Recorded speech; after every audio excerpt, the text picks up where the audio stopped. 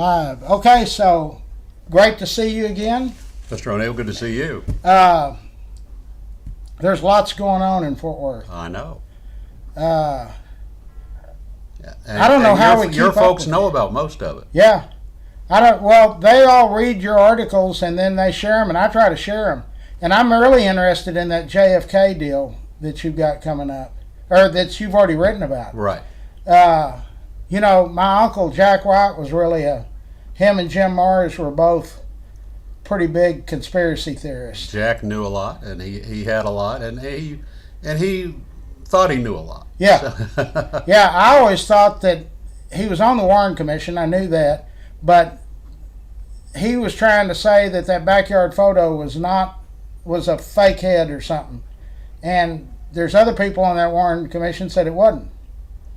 You know, the backyard photo in With Dallas. the gun and the rifle. It's so easy nowadays to fake a photo that we all just look at it and say, that must be a fake. Yeah. You know, but yeah, that's a famous photo, and people go and look at the backyard where it was taken. The backyard still looked that way a few years ago. I'm not sure if it still does. It was in Dallas? Yeah. Oh, okay. It was in Dallas. It was over off of Beckley in the rent house. At that rooming board Yeah, house? that wasn't in Fort Worth. That was in Dallas. Yeah.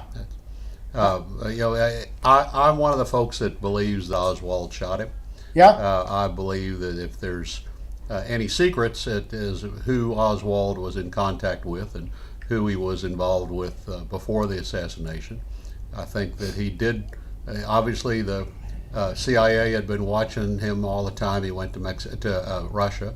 I think he went to Mexico City and tried to get back into Russia. Russia didn't want him back. He tried to get the CIA to let him do something for them. I think the CIA was interested in him at first and then decided he was too big of a screwball and cut him loose. But I think we're going to see that in some records, that there was a lot of CIA contact, and they may even have talked to him about some sort of assignment. But he came back. He'd been working at the School Book Depository before they ever planned for Kennedy going to Dallas. So it just happened. He had a fight with Marina the night before and said, okay, I'm going to go through with it, and took his gun and went and got his curtain rods, and went down and said, okay, I'm going to go ahead and shoot him. Didn't he tell Allen Dulles that he was going to disband or do something with the CIA? I don't think it was that. I don't think it was that strong about disbanding the CIA. I think that you know, I mean, there are a lot of things. Oh, he said this, or he said that, or he said that. But you know, Larry, I don't know enough about the whole scope of it. I would just try to look at the Fort Worth part of it and the Dallas part of it. But I don't know what he said and didn't say. I think that you have so many different suspects. People say, well, it could have been the CIA, it could have been the FBI, it could have been the mob, it could have been Russia. Yeah, there's a list. It could have been. I mean, there's so many different people that could have been corporate interests. You know, could have been this industry, that industry, and so everybody's got their own suspect. I want to make sure that we're live on Facebook because I can't.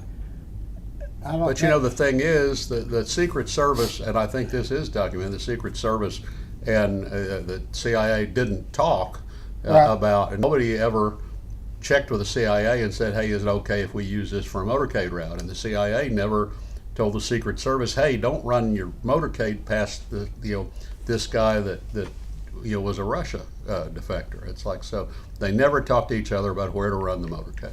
You know, and they always talk about these open windows. Back in '62, most of those the buildings were not air conditioned. Right, all the windows were open. Right, everybody's windows open. So that was not. Everybody tries to blame the CIA for that. They didn't check those windows. They were all open. Yeah.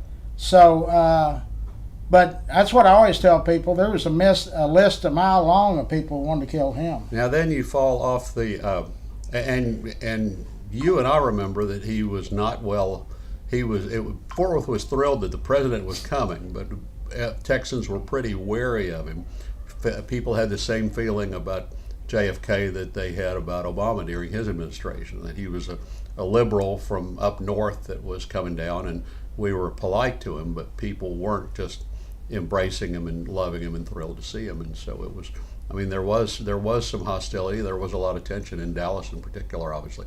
Where the conspiracy stories really fall off the track is when they start trying to wrap Jack Ruby up into it. And, Yeah. Jack Ruby went down to wire money to was it Little Lynn or which stripper from the Little it Lynn, was she Little- lived in River Oaks. Yeah, he went down to Western Union. He was overslept, slept late, couldn't get down to Western Union in time, waited in line, wire money, and just drifted over to the police station. They thought they'd already moved Oswald. They hadn't moved him yet, so he went in and shot him. Because he That wired her the money at Yeah. 11:02. Yeah. They were already supposed to have moved him. So- They tried to back that Brinks truck in and Yeah. that air conditioning, so they had Yeah. to pull it out. Yeah. And the thing that I talked to people that knew him back then, that little dog he had with him, Yeah. they said he would have, knowing that he was going to get caught, he Yeah. would have never. Yeah. So that was not a planned deal. Had his little dachshund, so that he tried to be a big shot. He tried to drift in. I really think he I'm tried gonna be a to hero and Save Jackie from going Yeah. to a trial. kill Lee Oswald. So if you were going to have a big conspiracy, probably two of the people you would have least wanted involved would have been Lee Oswald and Jack Ruby. right. If you're going to have some really complicated conspiracy. So, Right. But definitely where it goes off the track is people say, "Oh, they hired Ruby to silence him" and all that stuff. And then what? They let Ruby die of cancer 5 years later. They didn't silence him. No. So that's where it really starts going haywire. And I always thought that the mob probably had something to do with it because the day Kennedy was pronounced dead at 1 p.m., an hour earlier in New Orleans federal court, they did not deport Carlos Marcello. At 12, they said, you can stay in the country. And Robert Kennedy had already had him shanghaied and dropped off in the middle of nowhere one time. But there was a long list of people that I think that wanted to get rid of the president. I always And liked some of them might or might not have talked to Oswald at some point, but what Oswald did still looks pretty random. I like the story of them putting the light bulbs on top of which building saying "Welcome, Mr. President." Well, Was it on the Texas Hotel or was it on? They didn't light it. It didn't say that. The downtown used to be lit up for Christmas. You remember? And they would started it light up early. in all amber lights back then. It looked like Candelarias. Yeah. And so they had all the downtown buildings outlined in amber, and that would be from Thanksgiving to Christmas. Well, Kennedy came on the night of the 21st, so they outlined it a week early on Thursday night, the 21st, for Kennedy's visit. And when Kennedy flew in, he saw this downtown lit up in amber. The "Welcome, Mr. President" was the headline of the Star Telegram. Oh. The Star Telegram ran the photo of the skyline with the headline "Welcome, Mr. President." Wow. And there was a number of ladies, I've always been told, that they said that suite is not fancy enough, and they gathered up a bunch of art and. Yeah, that's a great story. They've had the art exhibit at the Modern and at the Dallas Museum of Art. They've regathered all the art that was in that suite and had a new exhibit of all the art because Wow. people wanted to show, Ruth Stevenson, led them, and they wanted to show that Fort Worth wasn't some bumpkin backwater, and so they gathered around the finest art pieces from the philanthropic families in town and put them all in the suite at the Hotel Texas, which is now the Hilton. So to show the president and Jackie that we have this fabulous art here, which we still have. Is that suite still in use? That's or- all been reconfigured. That was Suite 850, so it's on Yeah. the 8th floor of what's now the Hilton, but those rooms were repartitioned when the Hyatt took over before the Hilton. It's all kind of been moved around, but it's on I believe it's the rooms on the southeast corner of the 8th floor. Okay, so earlier before we went on air, I told you that I had several people that had asked me about this mercy culture, whatever that home for unwed mothers or trafficked women or something. Home for trafficking victims. They're trying to outreach. This is outreach to. I think it's only women. I don't think I don't think it includes young men who've been trafficked, although there are quite a few. It's an outreach to women who have been trafficked, who have been pimped out in some way, and so they're trying to have a home for them to try to get them, help them get back into a normal functioning lifestyle. and also to obviously it's a religious outreach. So Right. they want to build this prayer center and residential facility. We have churches that have residential facilities. We had a dispute several years ago over one on the south side that wanted to have a residential facility for drug users. So but this is one that's a pretty big one, and so it's building a giant apartment facility, and so the neighborhood's questioning whether that fits the zoning. That plot of land was zoned back when it was Midtown Church of Christ. For some reason that I haven't been able to find, the city rezoned it from the previous zoning to a church. Said it was zoned for any activity related to a church. And so Mercy Culture says that what they're doing is related to the church. Right. The neighborhood's saying that this is too big of a facility, and that this is so big, and it's a residential facility that's like building a big apartment complex, and that it's not in keeping with the church. And and then you have questions about exactly what the purpose is. Well, is it the size of it? It's supposed to be like 100 rooms, or? It's the size of it. The neighborhood, of course, objects to traffic and location like they would with any other apartment complex. There are other apartments over there in that area, but not any right there on Oakhurst Scenic. There's some a few blocks down toward Belknap and some others around. So the neighborhood objects to traffic and location. Larry, it's going to be, the city council is going to have to walk a fine line. If they reject it the way zoning rejected it, the city council is going to have to walk very carefully between the arguments of, is this a church activity or not a church activity? Is this something that is an appropriate land use for the neighborhood? You can't look at it and decide zoning cases based on who owns it now or what they're going to do with it right now. You have to say this, just like this wasn't even rezoned originally for Mercy Culture, this was rezoned for Midtown. You say, if we allow this now, what could it become in the future? Could it become a commercial apartment? What else would it become if we rezone this right now? So the city's going to have to either walk a fine line or maybe write a specific site use for it to figure out how to. Mercy Culture wants to have freedom of religion. They want to be able to have their facility and carry out what they want. But the questions are, obviously, like I said, first of all, the questions are, okay, you're only allowing women who are trafficked. You're not allowing the young men who've been trafficked. Does that fit your function? And then also the questions about Mercy Culture and their operation, kind of flouting the tax laws, doing campaigning, having signs in the pulpit and openly campaigning, saying you need to go vote for these candidates, and doing things that right now the law hadn't been changed. The Johnson Amendment, the tax laws were passed, ironically, to prevent liberal foundations from campaigning for candidates, to prevent foundations from being nonprofit and still leading political campaigns. Well, those laws apply to churches too, and so Mercy Culture has kind of flouted those laws. So they openly campaign for candidates and have through their For Liberty and Justice group and some of the other, and they have in the pulpit openly. And so the question is that are they really functioning as a church if they're flouting their nonprofit status, if they're violating their nonprofit rules? It's very complicated. Larry, with the city election coming up in May, and Mercy Culture, you could look at it either as promising or threatening to have candidates and to strongly oppose anybody who votes against them, and trying to wield their political power. Then this is a real treacherous turf. This is a tough minefield for the city council to walk as they try to make this decision. Well, I've heard that the battle lines are being drawn, some in the commissioner's court and some on city council are for or against.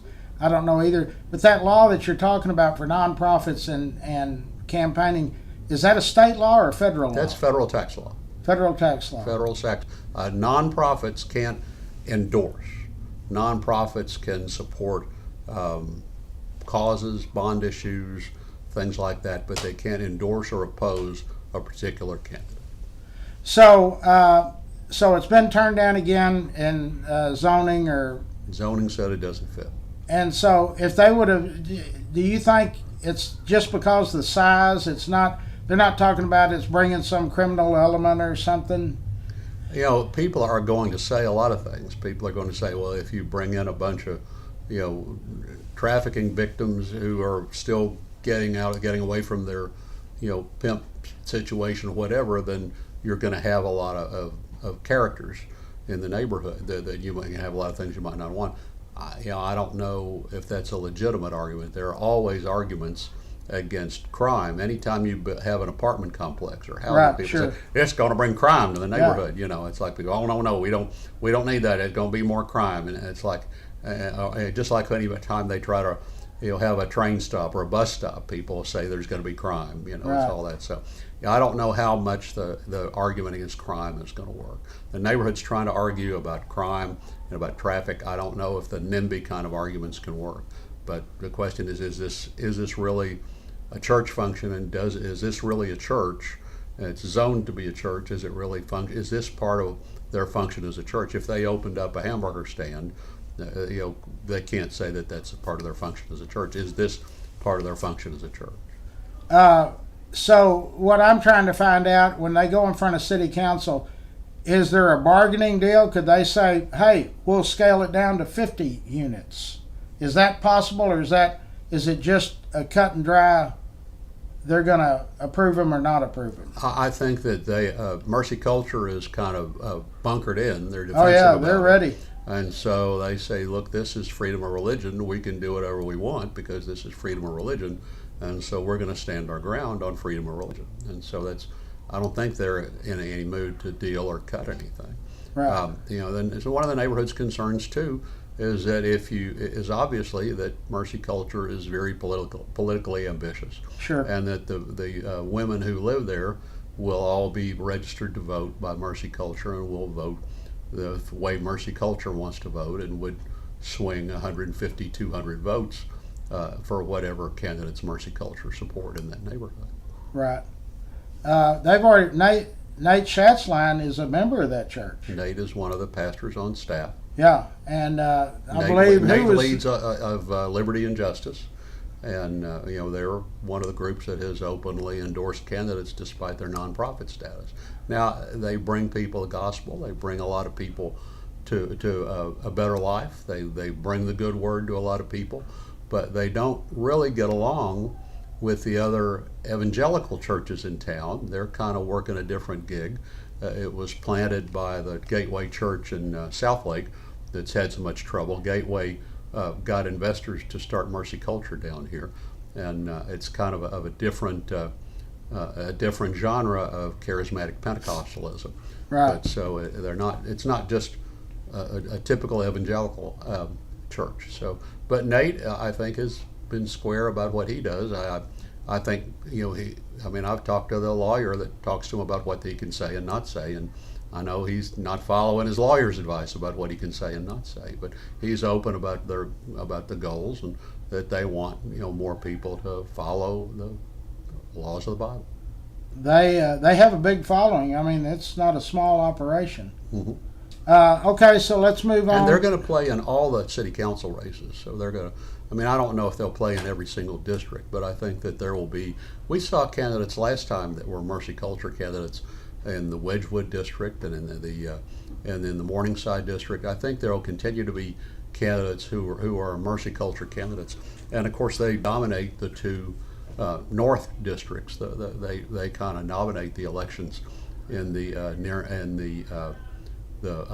near northeast and then far north districts. And who's the council members of that? Charlie and Allen, I think Yeah. Larsdorf and Allen are people who are, you know, their districts are pretty heavily influenced by Mercy.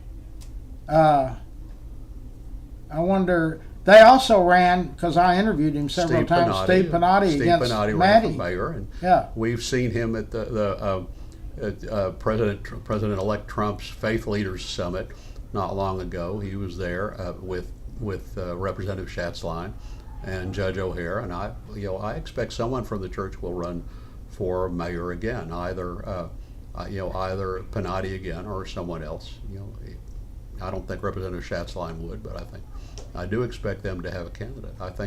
I think there will be a candidate from Mercy, and I think there will be a candidate from the progressive left, not a center left Democrat candidate, but maybe a far left candidate from some of the groups that have protested a lot. And I think Maddie will win. Yeah, I do too. Yeah. Like you, or like she's the same as you. When she comes on, or you come on my show, all I have to do is introduce y'all, and y'all can talk for 2 hours. And Maddie is very knowledgeable about what's going on in Fort Worth. Well, I think she is. I mean, there's no question, and people ask questions, and she answers. Yeah, I think that's why people saw a good candidate for mayor to begin with. They saw that, she was the chief of staff and seemed to know everything that Mayor Price had been doing and have a young attitude toward it. And most of all, I think she's in touch with a lot of the young parents and the young families and their needs in Fort Worth. And her emphasis on reading and on the improving all the schools in Fort Worth, not just Fort Worth ISD, but all the schools, has been really welcome. Has really helped a lot. She's got a lot of broad interests, and it really helps that she has a lot of varied interests. What, in your opinion, I've asked everybody, what is wrong? How come the Fort Worth ISD kids do not grade out good? And I've been told every major city, local school district is the same. There's got to be a reason. Yeah, Dallas went to work. Fort Worth used to have better scores than Dallas. And Dallas saw that it was essential to grow as a community and to attract businesses for their school district to get better. And so they went to work. They have an organization over there called Commit Dallas that started gathering and publishing scores and information and distributing information to let everybody know exactly how your neighborhood school was doing and how your school board members performing. And it was holding DISD accountable directly for improving and eventually getting better board members elected and choosing better superintendents. So their business community rolled up their sleeves over there and went to work and to have a better school district. And we've had a few fits, and Maddie is just getting started at doing some things like that here. We had a group earlier called Read Fort Worth that tried to do that a little bit, but we really haven't done anything like Commit Dallas. And you look at Commit Dallas, and I think that group is what turned Dallas around and made Dallas 100 points better than Fort Worth. We don't have that kind of buy-in yet. We don't have anybody we don't have anybody right now who's sitting around worrying or mad because the reading scores are not keeping up. We don't have anybody very upset about it. We don't have people, how many people vote in our school board elections? 500, 600, 1,000, some of the seats. We don't have, we're not holding anybody accountable. And this goes for all the schools, because you don't need to waggle your finger at Fort Worth ISD because, Crowley and Keller and Eagle Mountain are not as good as Richardson or the Dallas Suburban District. Aleto's not as good as Plano. It's overall Tarrant and Parker County schools are not as good as Collin County schools, and it takes more of a focus on both on the school board trustees, on making God, Larry, look at what you pick up the paper, read about it. Pick up today's news, look in the Star Telegram digital edition today. We have the digital edition 7 days a week, or print paper when you see it. You'll read that there was the big flap at the state level was about whether to have a new curriculum that had Bible lessons in it. Well, we spent all this time talking about either gender or Bible lessons and not about reading and how student achievement is a thing to worry about. Not bathrooms, not Bibles, not anything else. It's student achievement and how to help students have better test scores and have higher achievement in the classroom. We let the schools drift into, and we draw them into so many peripheral conversations without saying that job one is uplifting their students and getting their scores up. I've had a lot of members, is there anything that individuals that are retired can do? And I said, I think so. Help students read, or do you know of any programs that just individuals in the community? I don't know exactly what the volunteer reading setups are now. I know there have been some I don't know exactly what program is and where to sign up for it right now. But the number one thing to do, we're going to elect 5 trustees in Fort Worth in that same election in May with the mayor's race. The number one thing to do right now is look on your voter registration card, see which school board district you live in, look up who that trustee is, get them to come to your Sunday school, get them to come to your video show, get them to come to your civic club, get them to come to your book club, get them to come and tell you what's going on with the school district and tell them you want it to get better. You and I could go out right now, we could go over here to the Pancake House and go through to every table and say, who's your school board member? How many of those people would know? None. I don't think anybody would either. And so, everybody, first, step one is know who your school board member is and talk to them and hold them responsible and to find out what they need and want and find out what you can do to make them better. See if their answers satisfy you. Because 5 of them are going to be on the ballot in May. And there's how many? There are 9. There are 9. So a majority of the board is up in May. To switch topics, I've had a lot of people say, ask Mr. Kennedy, this Venezuela gang that's taken these apartment complexes throughout the country, and I've been told that there's 2 in Arlington that have a presence. Do you know anything about that? We have had gangs for 30 years of my life. How long have we had Crips and Bloods going on? Oh, a long time. We've had gangs. We've had apartment complexes that were taken over by gangs. We've had apartment complexes where the police didn't go without 4 backup units. Right. We have had gangs take over apartment complexes. So it really is not that different from what's been happening in a lot of cities. We've had problems. I say you need 4 backup units. We've had situations here where there were apartment complexes that gangs made their territory. So I don't know about 2 in Arlington, but I'm not the least bit surprised. I think right. We have gangs. We have violent criminal gangs operating in the community in the cities of America. We're going to have some of them in Fort Worth and Arlington and Northeast, and it's a matter of apartment maintenance, apartment supervision, apartment code enforcement, and then a neighborhood policing, and being sure that police are alert to the threats that exist in each apartment complex, and working with the owners to be sure that things are kept up. A lot of the problems with apartments go back, in Arlington in particular, a lot of the problems go back to all those crummy, cheap apartments that were thrown up in the 80s, and they're dilapidated and tumble down, and they didn't maintain their value, so they have to rent cheaper and wind up with a tenant isn't really the best tenant, and so they have people living too close together. They don't have the safety, they don't have the space. So it takes a lot of people to reform apartment complexes. The fact that there's a criminal gang from Venezuela we've had a lot of criminal gangs already. This is just a pretty tough one. There's another whole story about Arlington police, that Arlington is short on police because they don't have a crime tax like Fort Worth has. But that's another whole story. That LTV Rise, she's done a great job over there. Yeah. That shows that it can be turned around. Public and the city working together. I've interviewed her a couple of times, Charbonnet, mm-hmm. and I never did. I asked her if her husband was related to the Charbonnet that came in, brought the shorthorn cattle, and donated the land for the Lake Worth School. But she didn't know. Charbonnet Trail, I know the yeah. street.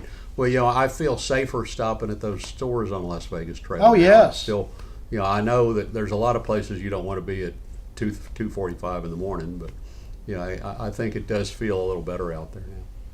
Let's talk about the jail situation. I like Bill Wayburn. I've interviewed him many times. I think he's really doing a good job.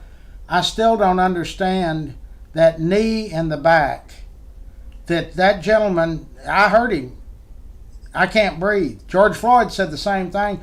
We still practice that knee, and why is that? Why don't they stop that? I think that they said that was not jail practice, and that's why there's been investigations and indictments. Well, you do put the knee in the back, but then you release immediately. Yeah, that's what he said. I asked him. You don't keep the knee in the back. You put the knee in the back until you have the prisoner controlled and then you release. It should not stay there. But how do they? I More mean, than a they're second or not two. doctors. How do they know how long it? Well, no, I mean, it should just be a second or two. It shouldn't be any more than that. On the video, he keeps his knee in the back longer than he needs to Oh, okay. to subdue the prisoner. That's the issue. He kept him longer than needed to subdue the prisoner. The goal is always to end the struggle, and so you hold somebody with a knee and get them to stop, and then you're done. You let up. You don't risk ever, keeping your knee on, cutting off somebody's airway. So in general, I think I'm not one of the people who thinks that jail is the worst in America or anything No. like that. I think that there's been some training lapses. I think that there is obviously a terrible shortfall of people who want to work in a county jail. So I think you have some slip ups in training, some missed training, and maybe some bad supervision. And you had some people down there that maybe you shouldn't have had working there. And I think that Bill came in and he was police chief in Delaware Gardens. In order to get elected and talk to the public, he has to look more like a police chief than like a jail administrator. But he came in and maybe needed to pay more attention to managing the jail. And I think it's a matter of lapsed training. Bexar County's had more people die in their jail than Tarrant County has. But Tarrant County's had a lot more than Dallas. And I think it's a matter of lapsed training and not being able to get the people he needs and not paying enough attention. And I think Bill's a pretty run-of-the-mill county sheriff. I don't think he's the worst in the state. I think this has gotten his attention and he's working real hard. Sure. On trying to do something better. I think. The problem that I see is the press and these groups jump all over it. The last time I interviewed Bill, we were talking about how fast the city was growing now, 12th largest, 15th largest county. And I said, that jail is getting on up there in years. You're going to need to, and in fact, sending the prisoners off to that other county that they've now stopped that. The commissioner's court stopped that. And he said, yes, we need, and I said, so at some point you're going to have to start talking to the city council, the mayor, the people, and with this bad press, it's not helpful. Larry, we have empty wings that we can't staff. The problem is we can't hire enough jailers.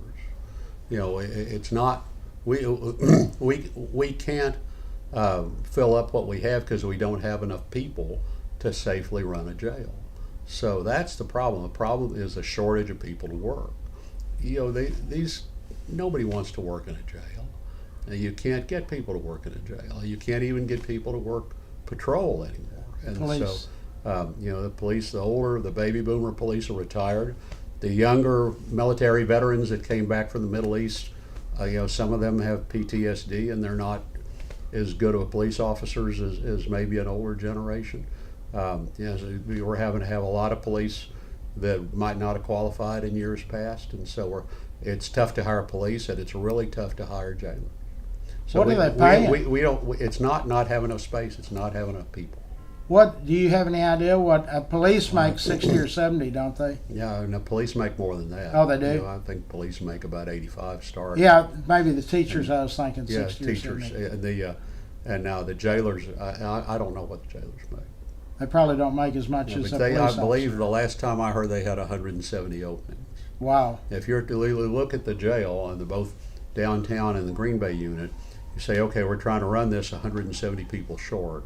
That's a lot of openings. Sure. That's a lot of vacancies. So, and they try to get as many people as they can. And then it does hurt a little bit politically too. I mean, the sheriff is so tied into one political party and one political faction that he has trouble going into a poorer community, a minority community, and recruiting jailers. And people see him with the president-elect or see him campaigning with the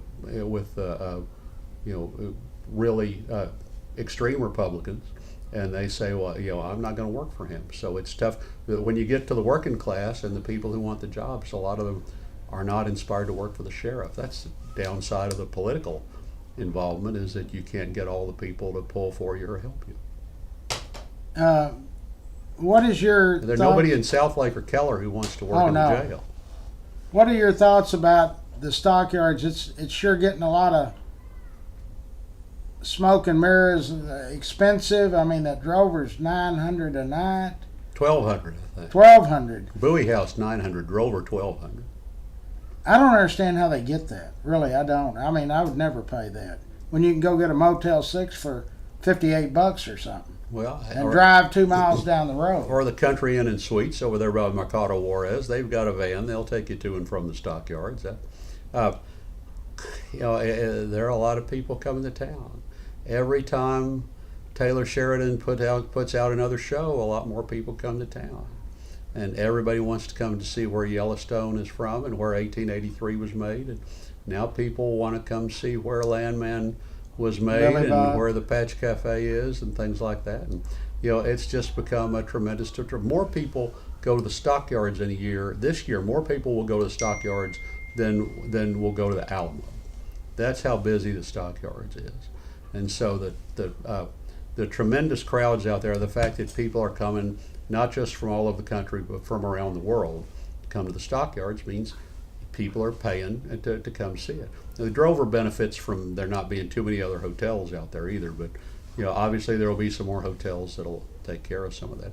And we're kind of getting the reputation as the place to go, kind of in between Nashville and Vegas, for a glitzy music, shopping, tourist vacation. You can go to Nashville for all the country music, and then maybe you can go over to Dolly World or whatever it is, or you can go to Vegas for everything there. But Fort Worth is getting the rep as the glitzy place in between. So, all the cowboys coming, all the new development in the stockyards, which I'm pretty happy about. All the stuff on the back 40, and all the additional expansion. I think the thing is, people are worried about is the stockyards being saved, but all these people that come to town, they ask me, tell me about this livestock exchange building, tell me about this Coliseum, tell me what happened. They're fascinated with the history. They come in part because they want to know more about the history and they want to see it. So, I mean, I think we're marketing the history, and I think we're spreading the word to more people. I don't think we're damaging the history in any way. I don't either. I've never been in that John Wayne Museum. Have you been in it? I never have been either. But that Northside, the Historical Society over there, they do a good job. Yeah. They do a real good job. And the new Cattleman's, And the new Cattleman. Taylor's got that all fixed He up. owns Cattleman. His production Paramount. company owns Cattleman's, so the 101 Productions. The investors in 101 Productions separately also own Cattleman's and have remodeled it. They have a big dining room with windows now. They're redoing the dining room that has all the wood paneling and the steer photos on the walls, and it looks a lot better. I mean, it looks like a good place that people want to go. I loved Cattleman's before, but frankly, I love it now. So I think you have to be willing to update a little bit, and you just don't want to lose tradition. But it's okay to clean it up and update it. I noticed that I'm partial to Manny Ramirez because I've interviewed him 100 times. But like yesterday, he was pointing out they're doing this infrastructure before these developments are built, and I'm glad to see. He told me that he was going to do that. Yeah. Because in the Alliance area up there, they built these fabulous developments, and it's a 2-lane road getting to it. Well, Alliance was a surprise. And all of Fort Worth's development and planning in the 80s was toward the southwest. And that's why when Ross Perot came in and said, we want to build this airport way up here, all of Fort Worth had already paved Columbus Trail. They had already done everything south to Candle Ridge. They'd already mapped the Chisholm Trail Parkway. They already knew where all the Hewlin Street was going to run to Burleson. They had sewer lines, they had streets, they had everything built to the southwest because they thought that was Fort Worth's future. And so all the infrastructure had been built for growth to the southwest. And then Ross Perot comes along and says, hey, I got some land together up here, we're going to build an airport. So then everything just got thrown up between here and Alliance, and now Fort Worth is having to go back steadily as the revenue comes in and fill in that infrastructure. And then now we're starting to see the development to the southwest finally, where some of that infrastructure was already in place. We literally had to pivot. I mean, Fort Fort Worth's growth plan was that way, and all of a sudden we had to turn 180 degrees and look toward Denton. I live out towards Springtown, so 199, that project is really coming through. And when I talked to Manny one time, he tried to explain to me, I didn't look at that model he has, that when you cross the Lake Worth Bridge, that all of that's going to go up and tie into 820. Are you familiar with that? I haven't looked at that model in years. But they're going to stop. The stuff they're doing now is going to stop basically at the bridge and put that on hold. But apparently, Richard Carr told me a day or two ago that they've got the money in the bank to do it all. Do we, and Manny, when I had him on one time, he was talking about we didn't have things coordinated, that we needed engineers over here to do something on Boat Club Road. And he said, well, he told TxDOT, we'll use our engineers to, let's get these projects moving. Yeah. And so it seems like we're building everywhere and we're not getting a lot closed or finished. That seems that way all over the state. It's like the state highways always move slower than you want them to. Right. And it's a matter of getting the district engineers' attention, say, okay, we're doing this. Then they do projects in order, and then they'll try to get on to the next thing. The 199 project's been off and on for 30, 40 years. Oh, yeah. They built all the stuff in Azle and the widened and all that, prepared for the freeway ages ago. You put in the access roads by the nature center and all the way going out past the hospital and everything. And it's a matter of where's the need, what's the traffic level, is that where we need it the most now? Right now we need it the most widening I-30 to and from Aledo and Walsh Ranch and all that. Now we've got traffic jams both directions, going to and from Parker County. So that's the project that's going to take priority, is I-30 from Camp Bowie west, the widening of that to more lanes and expansion of Camp Bowie, of I-30 is going to take the priority because there's more traffic there than on 199. Yeah. They just kind of have to set their priorities and do things in order. I-35 was first up to Alliance. I-30 will be next. They'll fit 199 in piecemeal. I'm sorry, Larry, that they won't get to you right away. But Oh, no, it doesn't bother. I remember they started that project in the Azle area 10, 15 years ago. They let that equipment just sit up there and rot. Yeah. And I bid on it and got outbid. They just left it up. They just abandoned that project. It no longer got to be a priority because that area didn't grow as fast as they thought. They went on to other projects and had to do so much over in the other direction. But now they've really done a fabulous job. I mean, and that's starting to grow too. People like the Azle schools. People sort of like the Springtown schools, and then people like when they get further out. And so that's starting to grow with families that are looking at that as an affordable part of the county to live in. If they can't afford Keller or Saginaw anymore, and they're going to jump the lake and go over to Azle or Springtown and find a place to live. I think that the mayor and city council, I think they're doing a good job with, really, right now, with a lot of stuff. They've got a lot on their plate. I think the thing that people look at, and we talked about this before we started the show, was people see headlines like Dickies leaving and they get worried about business. This is not the kind of climate in America where big companies move to town and bring a whole skyscraper full of jobs like they used to. You can't go out and say, okay, we got a top 100 company to move to town. Well, first of all, Dickies was sold 7 years ago. Right. Dickies belonged to what was then Lee and Wrangler Jeans, and that company since then has even split off Lee and Wrangler, and now it's like North Face Western Apparel. It's a Colorado company. They own the Dickies brand. They kept a few people here in an office, but Dickies was not home-owned, and it hasn't been home-owned for 7 years. So that was not a surprise. But you can't go out like the city. People said, well, why did the city move into this giant Pier 1 building? Why didn't we get a big company to move in? Big companies are not jumping around the country, you moving into skyscrapers. Companies still have a lot of workers who are virtual. Some whole companies are virtual, like ours. They don't have a big office building anymore. And so you don't have companies that are going to come in and buy a big office building. So people think that Fort Worth ought to go out and be able to steal another big company like the two we have, the GM Financial and American Airlines. That we ought to be able to go out and compete and get another great big company to move in. Well, we'd love that, but it's going to come more so through innovation and through new technology and startup companies and people who say, hey, I've got an idea here for an electric toilet seat that's going to make $9 billion. And so you say, okay, let's set you up out here and get you started. And it's going to come more through innovation than through raiding another city to steal a company. So people think that Fort Worth ought to be doing more business relocation, but there's not as much of that going on now. You have to center downtown around tourism and conventions, and even the convention business is iffy. Convention business is not what it used to be, but that's a situation where you have to compete. I mean, either you get conventions or you don't. And if you're not as good as Nashville and Indianapolis, then you're not going to get conventions. You have to compete with Nashville, Indianapolis, Jacksonville, the people who are in Fort Worth's level. So we'll have a better convention center that meetings will come to. They'll fill up a lot of the hotels downtown. We'll have good downtown business. And then so we have to have tourism downtown. We have to have industry and innovation citywide that uplifts the business community.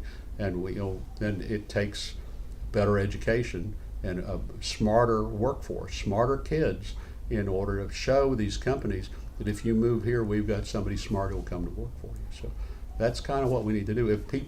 I think people are happy with city council, and I think people want their potholes fixed. They want they want the police to come when they need them, and but I think Fort Worth does a better job of that than other cities.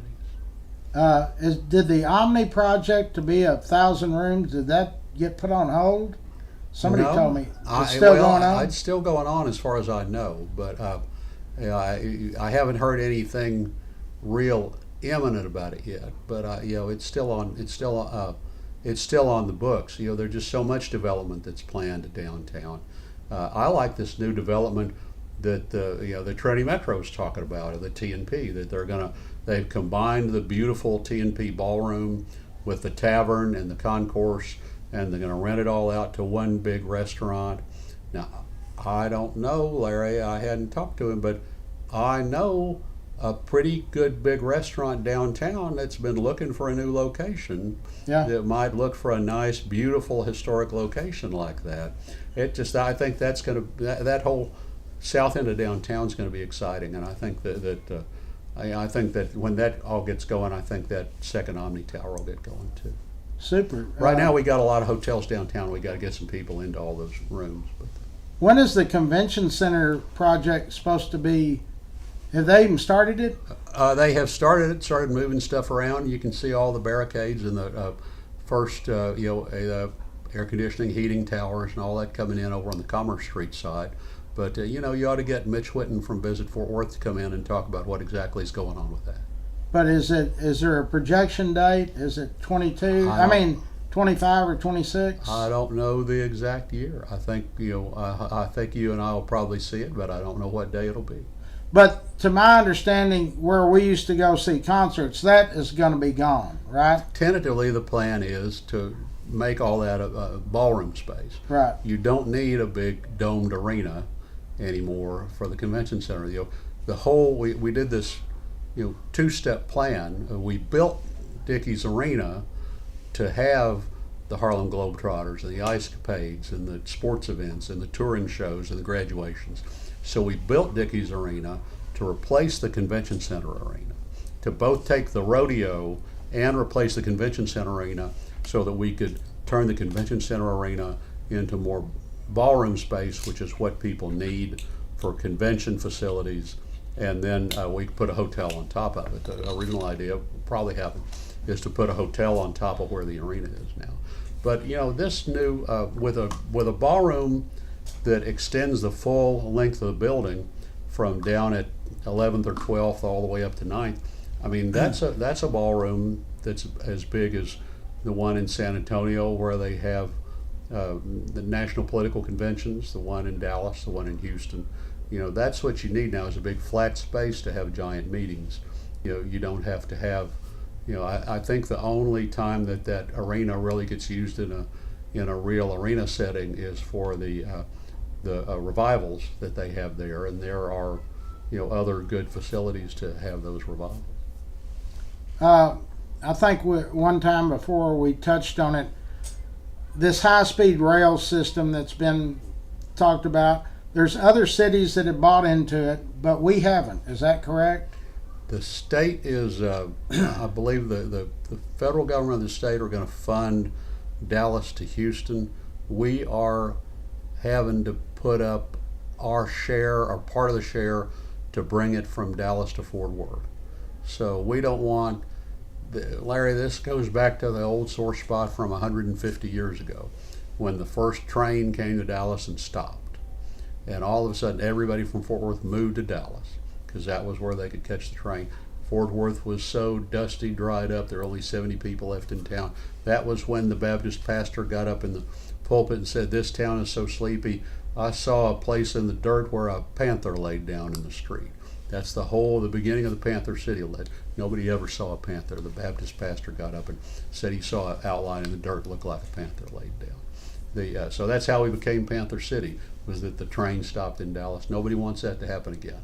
So we want to be sure the high-speed rail comes on to Fort Worth. The best plans now, I don't know what's going to happen under the new administration, but in the current administration, they're working to bring the high-speed rail in and connect it with the Amtrak line from San Antonio. San Antonio, yeah. And make that San Antonio all the way through to Oklahoma and to Chicago that way, and connect the high-speed rail to it, and so that you have and increase the speed on that line so that people can go from Houston to Dallas. And let's say there's like a place that you go off to Austin. That's a faster way to get to Austin. I can't remember. It doesn't come all the way to Fort Worth and then go to Austin, but I can't remember the connection that works Austin in. But it's anyway, it would connect the high-speed rail to the Amtrak right on the other side of the intermodal station.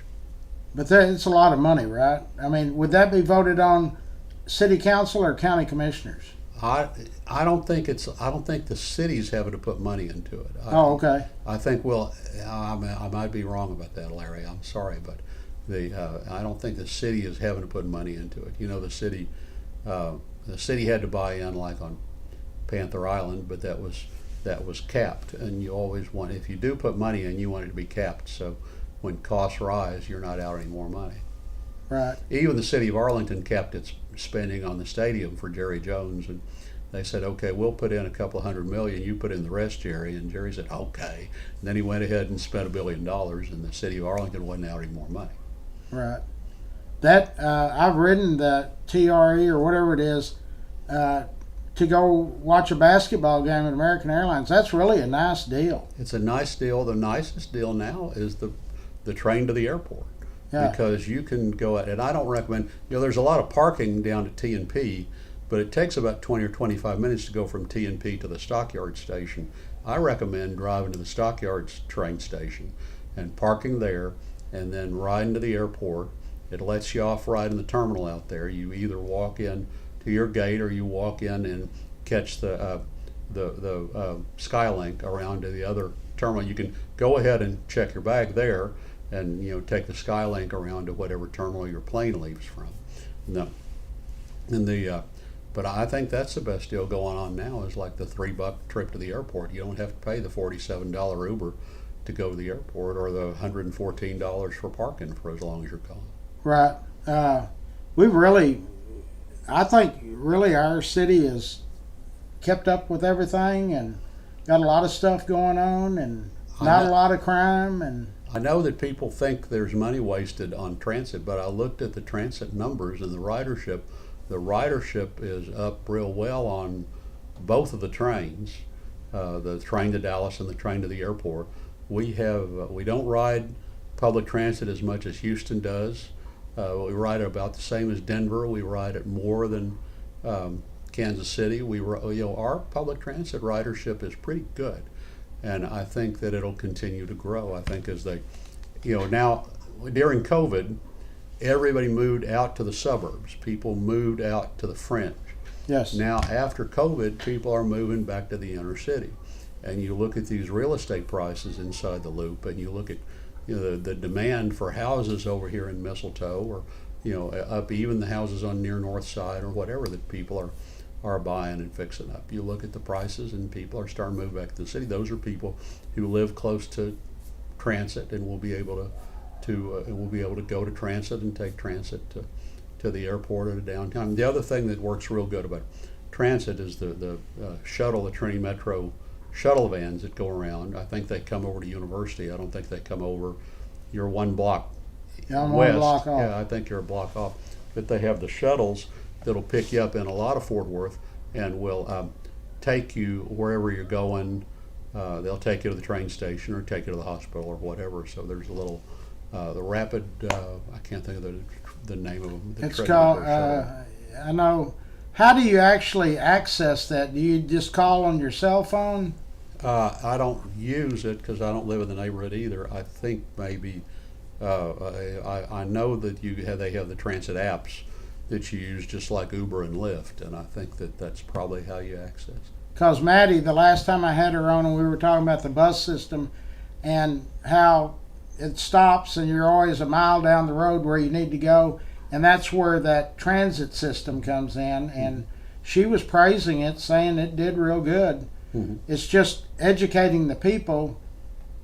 But It's popular. Mansfield started theirs. Mansfield paid money to Trinity Metro to bring it out there. So other communities want to try it and bring it in. It's popular. What I was talking to Maddie about, one day I actually drove the bus line. I followed some buses where people wait. There's no covers on most of them. It's kind of old fashioned, I guess, or the ones over in Arlington and Dallas are nicer. They've got an LED board that tells you the bus is this far away or whatever.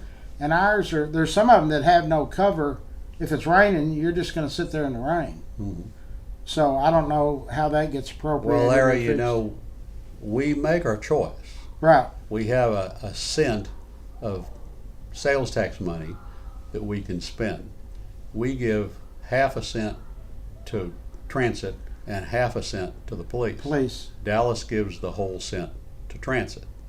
So that's why Dallas is that CCPD money? Yeah. Yeah. So that's the CCPD.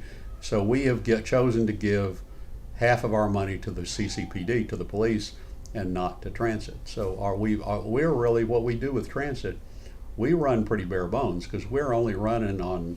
It's like we're trying to fly with one wing as far as transit goes, but we have a lot better police as a result. Right.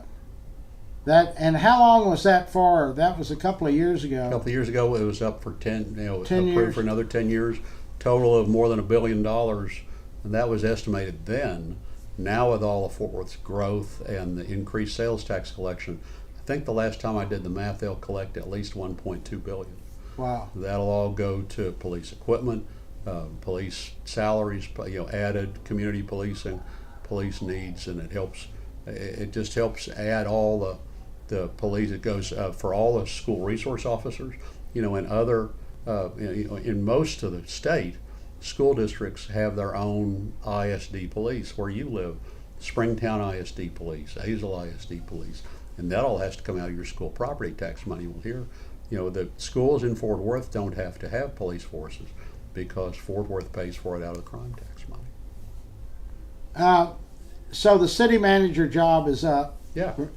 Is it? But there's still going to be the city manager still runs the show, right? City manager is in charge in Fort Worth. City manager is the boss, and the school and the city council hires and fires the city manager, and the city manager is the one in charge. The mayor, city council, they have offices, they take calls, but if something needs to be done, they go tell the city manager.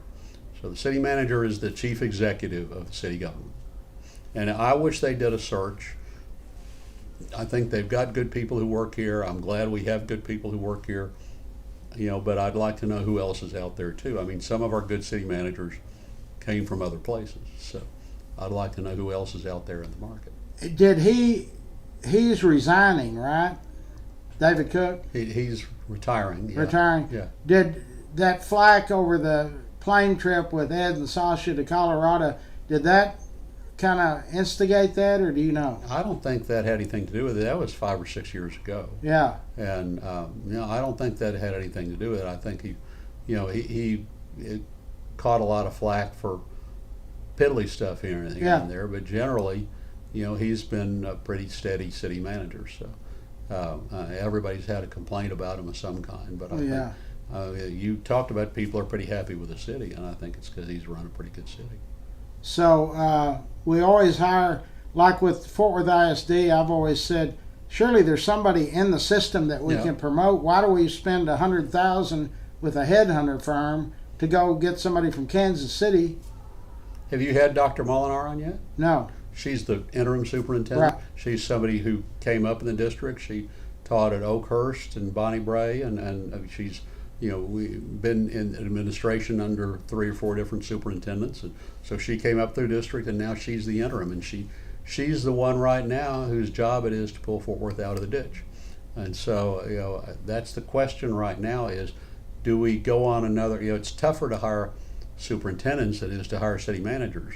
There aren't very many good superintendents sitting around there that can really do a turnaround job on a school district. And so do you go out and take a risk and try to find that unicorn that can magically drive enough energy to uplift the teachers and staff and really make a difference in kids' lives? Or do you pick someone local who's got the experience, knows the territory, knows the facilities, can make the decisions, doesn't need a spreadsheet to know which elementary schools need to be closed and where these kids need to go and things like that. It pretty has a sense of the community. That's the decision. Do you go out and hunt somebody taking a chance, or you keep somebody who is getting a chance to run things that's always been in your system? That's what we're trying to figure out in Fort Worth right now. You ought to have Dr. Molinar. I sent her an invite 3 or 4 weeks ago when it all happened. I was set to interview the other lady Mhm. that stepped down. That's, I always tell people, you're walking into a firestorm when you take that job. I mean, because everybody's up in arms. I mean, you go to these school board meetings, they need a policeman in there. Right. I mean, Well, you always have what makes school board meetings tough and school districts tough is you have 3 different constituencies. You have your customers, parents and kids you're trying to do something for. You have your employees, largest employer in the county, depending on the current F-35 contract. Fort Worth ISD's largest employer in the county. So you have your parents and kids, teachers, and taxpayers.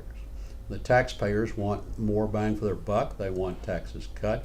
They look and say, oh my gosh, 80% of the money I pay in taxes for this school district, they can't even teach kids how to read. So the taxpayers continue to put more pressure on for performance.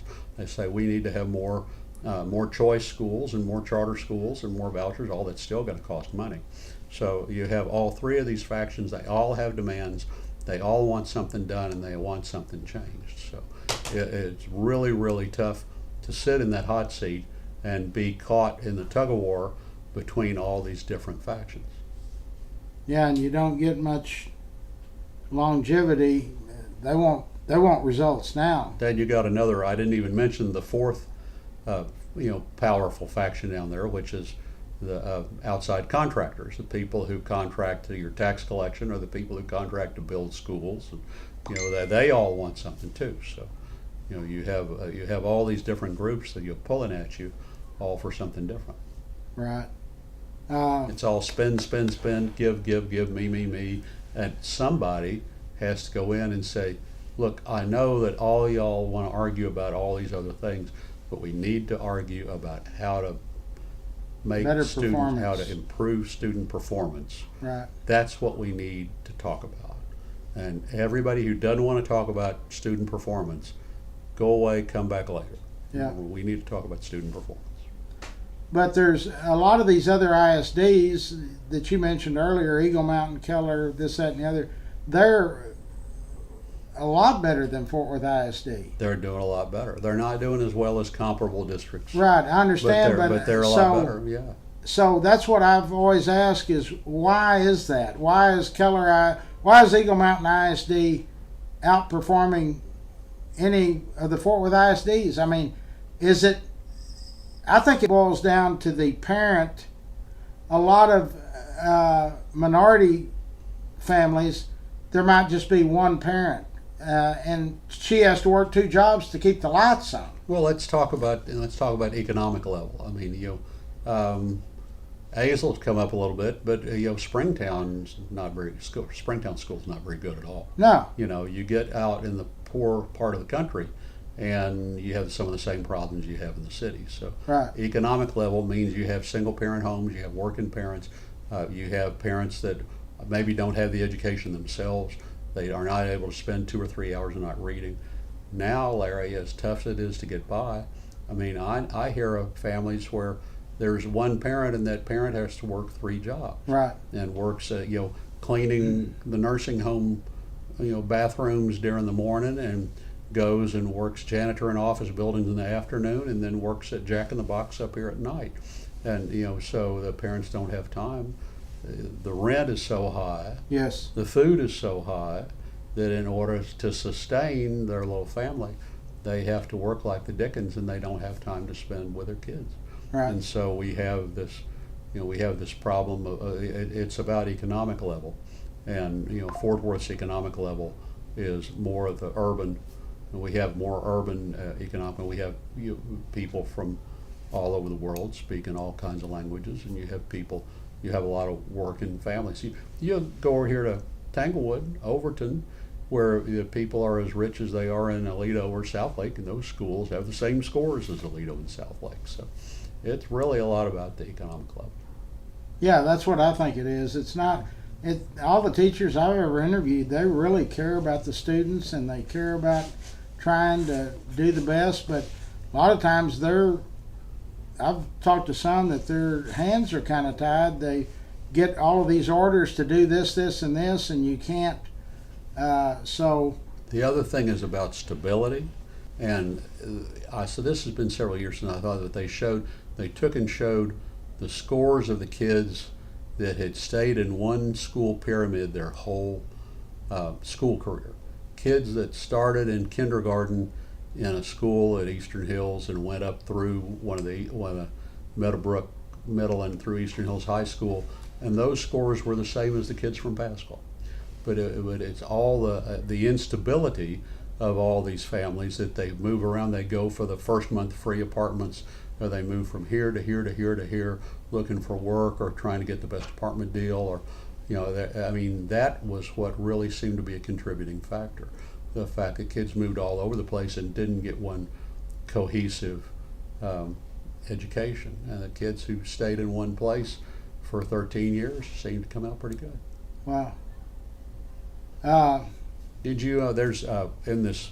This is all online when they're talking about schools they might close. There's a lot of interesting numbers online now showing how kids transfer. Like there's 500 kids at Arlington Heights that transferred in from other schools around the city, and it's interesting to see which schools people want into and which schools people want out of. And you kind of can tell all that. There's a big big spreadsheet of all the.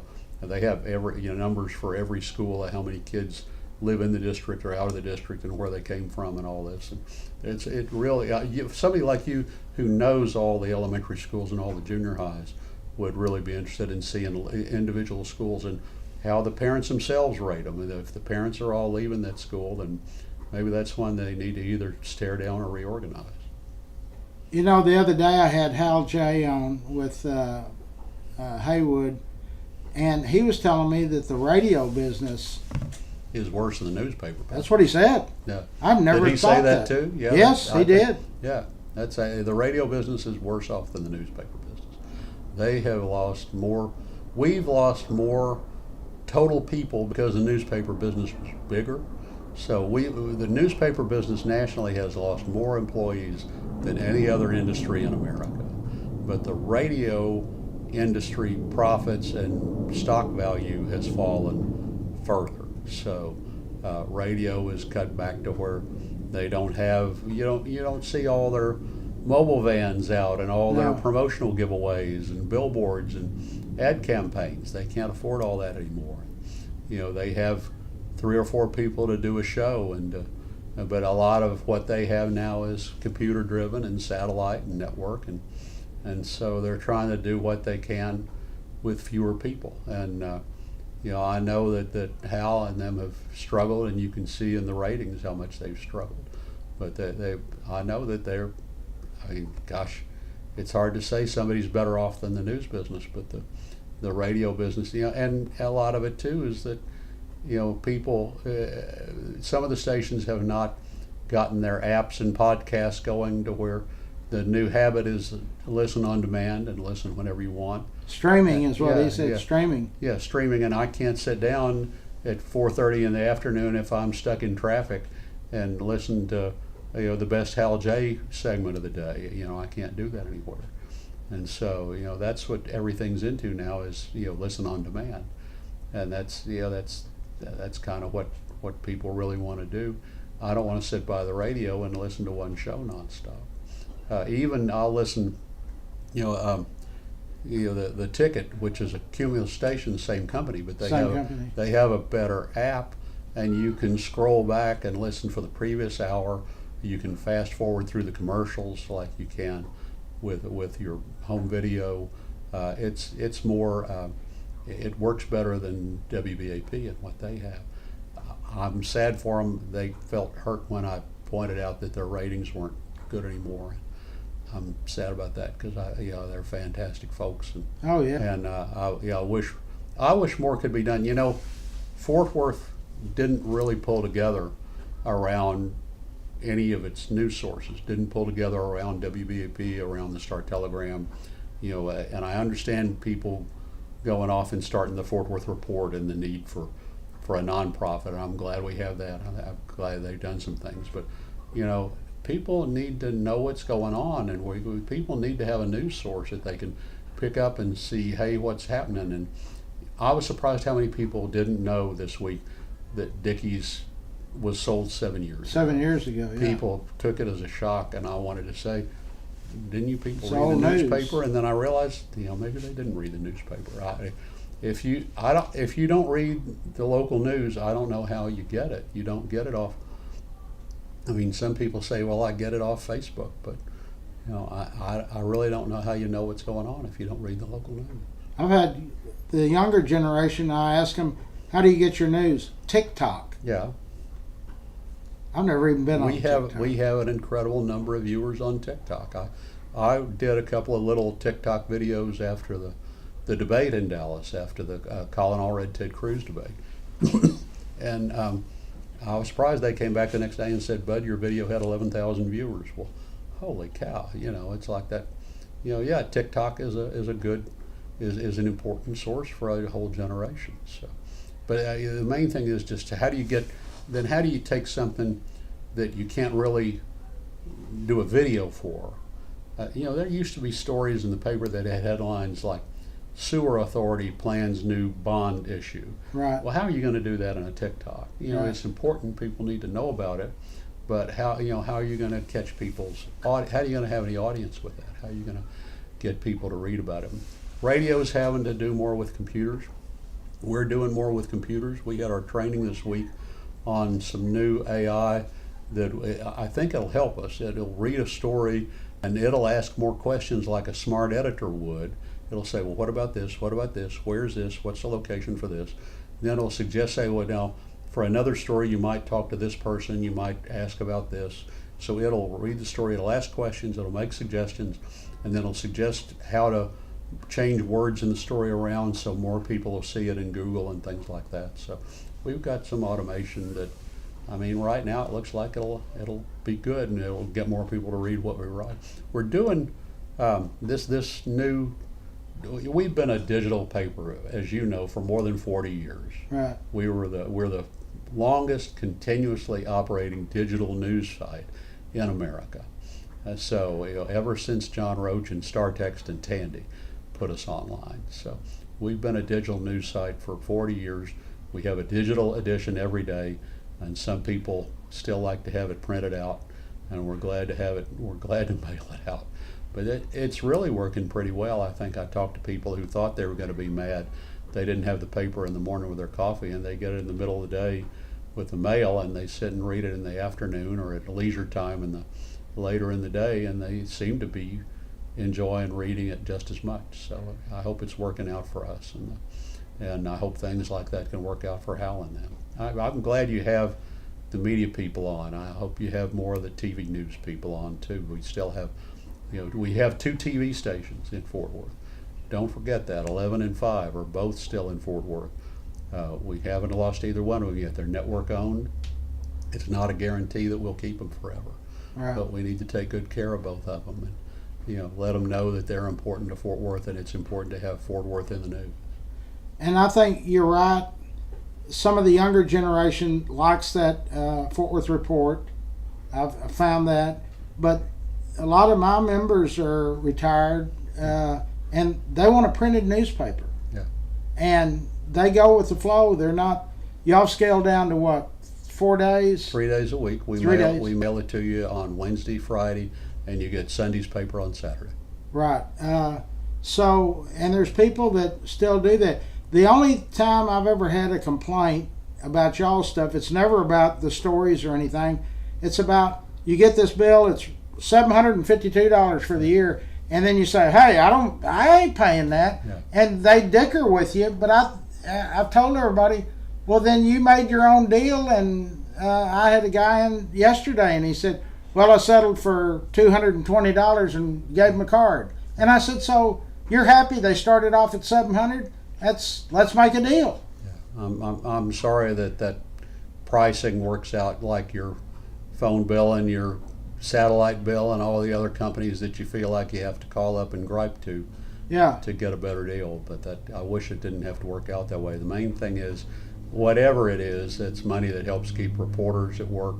And we have not lost a reporting position in 3 years since our owners changed. We have just as many reporters now as we had 3 years ago, keeping them at work at City Hall and County Courthouse and everything. And that money doesn't pay for any big old office building. No. It pays for reporters to work, and that's the most important thing, is try to keep some journalists out there, keep somebody sitting in the city council meeting listening and telling people what's going on, and keeping some eyes on all the levels of government, keeping some eyes on the school district to tell you what's happening. And I like them. I've interviewed several of y'all's. They're young, they're energetic, they're hungry. Yeah. They want to go out there and get that story. Yeah. And that's what it takes. We just went through a pretty bad time for the media with this election. Yeah. And the whole problem was, Larry, I don't know what people say, well, the media is too liberal or the media is too conservative. My problem is that the media was just wrong. Yeah. I mean, they were just wrong, and they even in stories about who was winning or how the polls were going, you couldn't tell anything about what was really happening. You found a few people that kind of had a beat on what was really happening, but then you'd pick up some national news and it would say something different. I think that I think our problem as journalists is just we need to be right. Yeah, and they weren't. Yeah, they weren't at all. It's like, it's not a matter of being, there's TV networks that try to serve a conservative audience, try to serve a progressive audience. They have an audience they've picked out, and that's their business model, is to do stories that appeal to that audience. But no matter what, you have to be right, or people are not going to trust you anymore. We just have to be right more.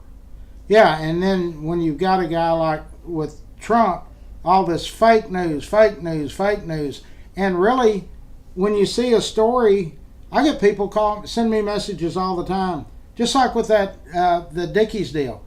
I probably had 30 text messages come out instantly. Is that real, or is that a phony story? I mean, people don't know if a story's really real. Yeah. You have to try 2 or 3 sources. Well, I Googled it. Well, hell, Google puts anything up there. Yeah. So it's they don't trust the media. Well, and a lot of that is because fakery is so easy these days. Right. And I've seen a couple of things that tricked me, that I thought, is this really this person saying this? And then you look down, and I'd study it, or you have to go up and look and see, is this really from the right website, or is this really from the right P.O. box or whatever and so I've seen a couple of things that trick me, but fakery is so easy. So I understand people being wary, and you have to trust. You have to kind of figure out who you can trust. You trust the old reliable news sources. One of the things we have as an advantage is that the old news sources, we've been around 100 years, or at least 55 years for the new TV stations. And we've been around long enough. We've got a name to stand on and a history. And the most important thing about local news is that we're not just something that you find on the internet.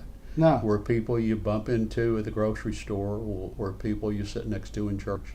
We're people that you see in town. We're people that you run into every day. And so that's what we try to put our reputation on the line and say this is the way it is as far as we can tell. When we get something wrong, it's because we were too stupid, not because we were intentionally lying to you. I think I've asked you before, and I think you told me, where are the old Al Panzera photos? All the Star Telegram photos up until 1991, I believe, are open to the public at the University of Arlington UTA? Library. Yes. All of our photos. You can do it online? And this was a real generous gift that the Star Telegram made over and above what most of the other newspapers, a lot of newspapers in the country, threw all their old photos out. But we gave them all to UTA, and so they have digitized about 20. There are two great sources for history. I'll go over this real quick. The UTA library. Go to the UTA library website. They have a search line at the top. They'll show you texts and books and all this, but at the bottom they'll show you the pictures. About 20% of the Star Telegram photos are actually online. You can see them online. There's but 80% of them are not. You have to send a request to Special Collections and say, do you have any pictures of the 1966 Golden Gloves, or something like that, and they'll go back and look and see and tell you what they have and what they can show you. So, but you'll find some of them online. I had them pull the photo of the cellar and Pat Kirkwood. That's with my Sunday column is about the infamous story of the cellar, how the Secret Service agents all were at the cellar till dawn the morning before the Kennedy assassination. There's a picture with it of Pat Kirkwood that they found in the UTA file. Great photo. The other good source is called the Portal to Texas History, right? And that's at the University of North Texas. They have all the old Channel 5 film from the Texas News, the scripts from that, and now they're gradually adding the Fort Worth Press. And so they have the press is now up into the 30s, and as money comes from the state, they can digitize more copies of the press and add that. So you can look up J. Frank Norris in the press. You can't find anything after the 30s right now, but eventually you'll be able to look up the press. And if you were looking up something in the Star Telegram, the place to look, is not at the Star Telegram. The place to look is at newspapers.com, something old. You look at newspapers.com, and that's where the Star Telegram archive is. So okay. When I send you something, it's from newspapers.com. So newspapers.com for the Star Telegram, Portal to Texas History for Channel 5 and the Fort Worth Press, and then UTA for Star Telegram Special photos. Collections. That's where Jack's photos Jack are there. White's photos are How Jack about, White's collection. have you seen these books right here? Are those the Fort Worth Record? I think Yeah. you showed me that once before. I've got 800 of those. We went to California on vacation this summer, and we went to Central California to San Luis Obispo and Pismo Beach, but we drove up to Hearst Castle. And so we saw William Randolph Hearst's mansion in California, and I read all about Mr. Hearst and the Fort Worth Record. Mr. Hearst kept trying to hire Amon Carter. He thought Amon was a real fireball of a salesman, and that he would be great to have working for Mr. Hearst at his newspapers. And Amon said, no, I'm fine here, leave me alone, I'm fine here. So Hearst said, well, dang it, if you won't come to work for me, I'll just start a paper in Fort Worth and I'll put you out of business. Right. So William Randolph Hearst started a morning paper called the Fort Worth Record. The Star Telegram was an evening paper then. So, and the Record operated for 3 or 4 years. It was still a lot of Hearst character. They had more overseas wire news than the Star Telegram. They had a real emphasis on Hollywood and entertainment and movies. It was a lot different flavor than the Star Telegram, but they operated for about 3 or 4 years, and finally Mr. Hearst gave up and told Eamon, said, look, I'll sell you the record. The record was the morning paper. He said, I'll sell you the record, and I give up. You're too hard to beat. I'll sell you the record. So Eamon bought the record from the Hearst family, and in the beginning, that was what began the Morning Star Telegram. The Morning Star, the Fort Worth Record became, when Eamon bought it, the Fort Worth Record Telegram. Right. Was the evening paper, and the evening paper was the Star Telegram, and then eventually they all were the Star Telegram. Right. But that was and you go to that Hearst Castle, he thought Eamon Carter was just some poor boy from Wise County, Montague County. He thought Eamon was just some little trashy rural Texas guy, even though Eamon had a big house in Westover and everything. But you go to Hearst Castle and see that he lived like some sort of European monarch. You can see that he didn't see how anybody could want to live in Fort Worth, Texas. He offered Damon a lot of money. Yeah, there those copies. They had a copy of that letter. Well, it was one of his letters to Eamon at the castle, showing as an example of how dominating Mr. Hearst was.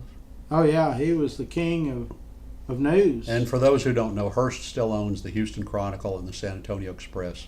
A lot of TV stations, newspapers, elsewhere in the country, but obviously newspapers are not their main business anymore. I was, for a time, I started researching the press, and they really had a lot of real good, that Jack Gordon and their sports guys, and I mean, everybody said, how did it operate so long? I like the press really as well as I like the Star Telegram. Well, it was a smaller deal. You didn't have, the Sunday paper used to get, that thing weighed 10 pounds. Right, the Sunday press. Well, the press had character and personalities. Right. It had, vivid sports columnists that were fun to read. It had Jack Gordon's entertainment column. It had the Action Desk column, which was much better than Ed Bryce, so it had characters and people through it, and it also had the Peanuts comic strip. Right. So everybody wanted to read Peanuts. So the press had Peanuts, but the billboards for the press would say, "Read the Fort Worth Press," and it said, "Full of pep, punch, and personality." And that they wanted to be the more lively, edgy, fun to read newspaper than the stodgy, button-down Star Telegram. So I started out at the press and worked there for 2 years, and it was a great part of my life. And I went out just Sunday before last. I went out and had a little visit with one of the former editors, who's 95 now, and living in Burleson, Jim Browder, and had a great time visiting with him. So 92, and so had a great time talking with him about the days at the press. We had a lot of fun. Yeah, the press. That was typewriters, Larry. We used to use typewriters, and you had clanging wire machines and people typing and phones ringing. We don't have any noise in the newsroom anymore. So I posted a picture a day or two ago.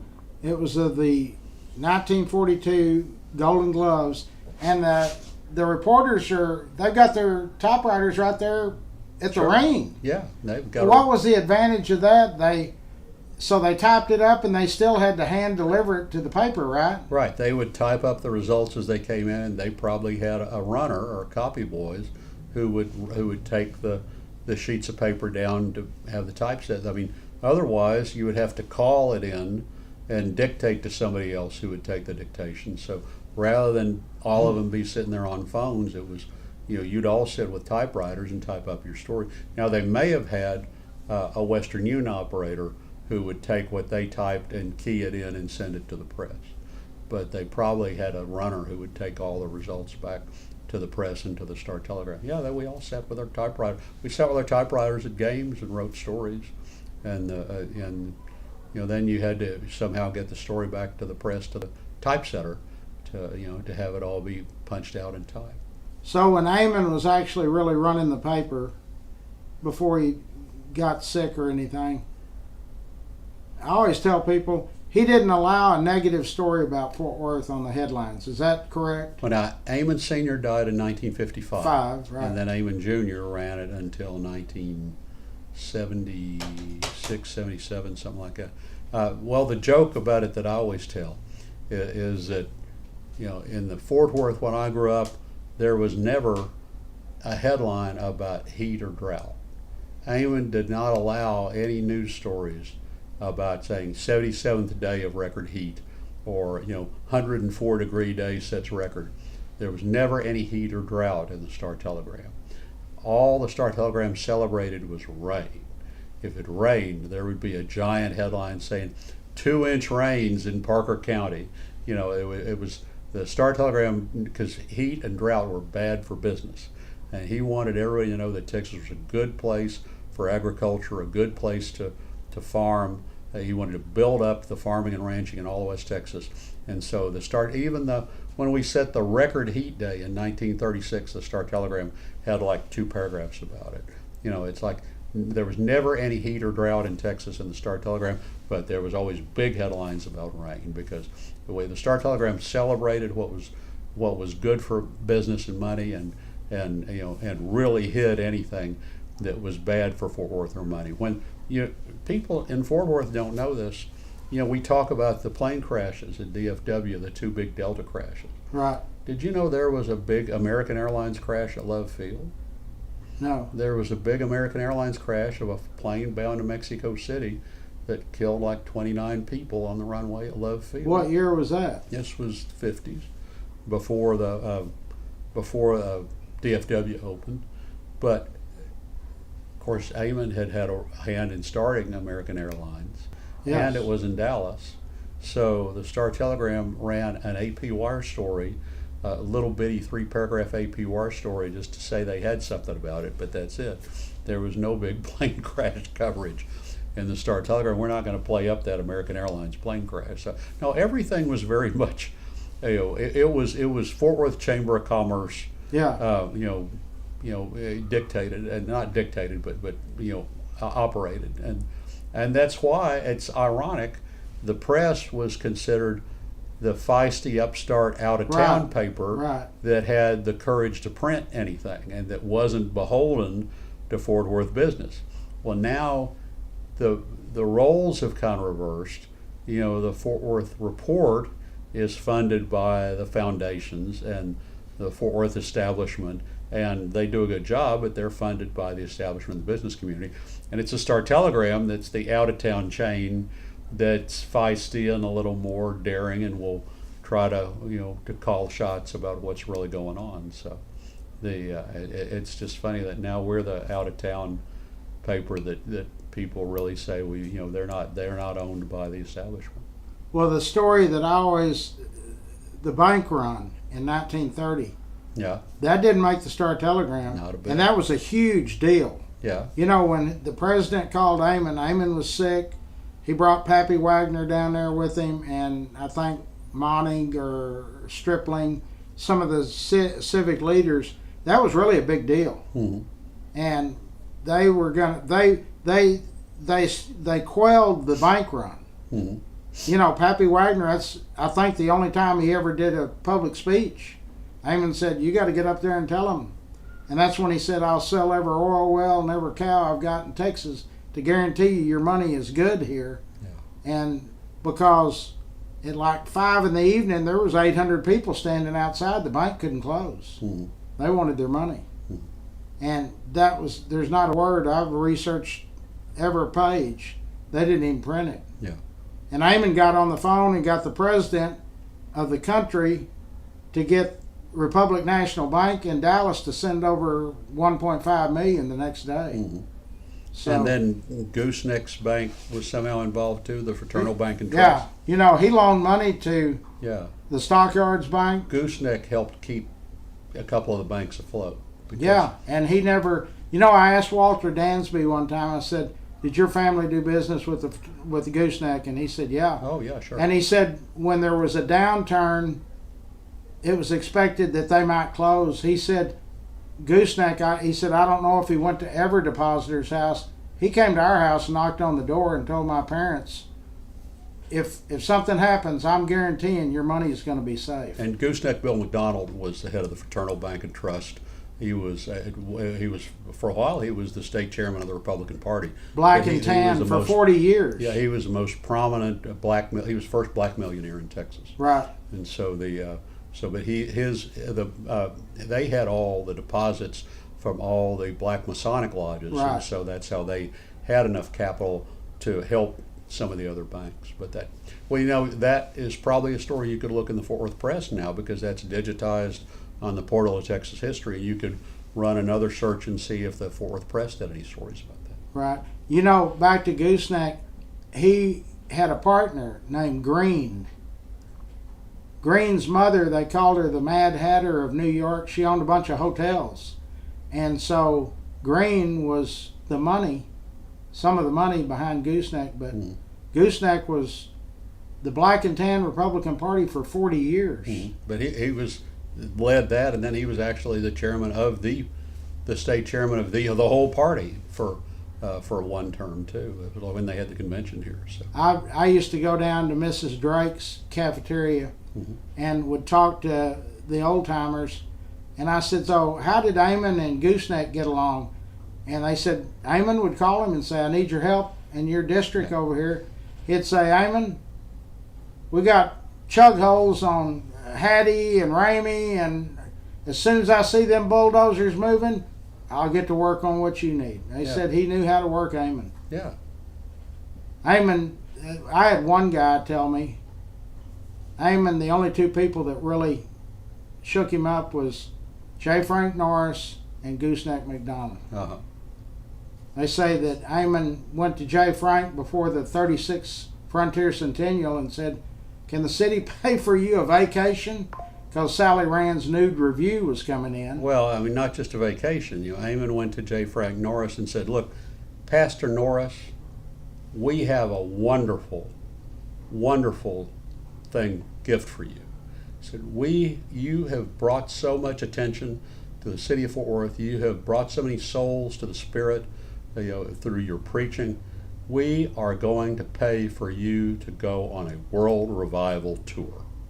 And so they sent J. Frank Norris on a European revival tour during the Texas Centennial while Sally Rand's nude ranch was in town. So it's like, it was a good day. Basically, they said, J. Frank, we need to get you out of town. Yeah. Boy, he was a story. Yeah. Well, good. Our time is up. We need to have you back more.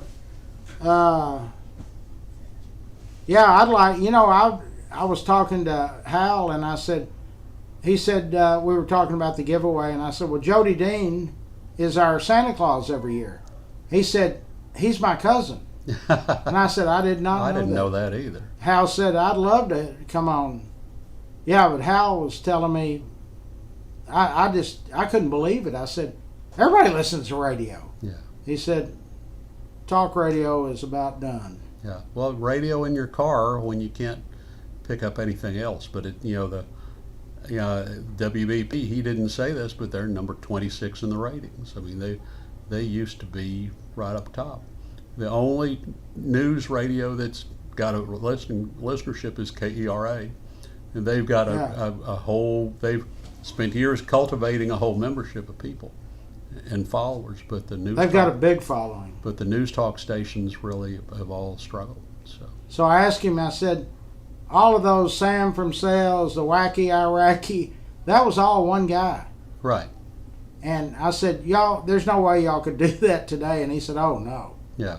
No. Well, of course, you couldn't do it. You couldn't have a lot of that content. Yeah. Today, there's a lot of those jokes you can't make. Yeah. But you can have, and then they can't afford having somebody devoted only to being funny.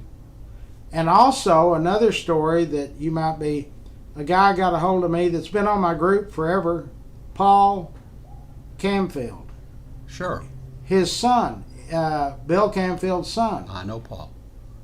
He told me that every one of those shows was done on their own time. It was when they were off work. Yeah.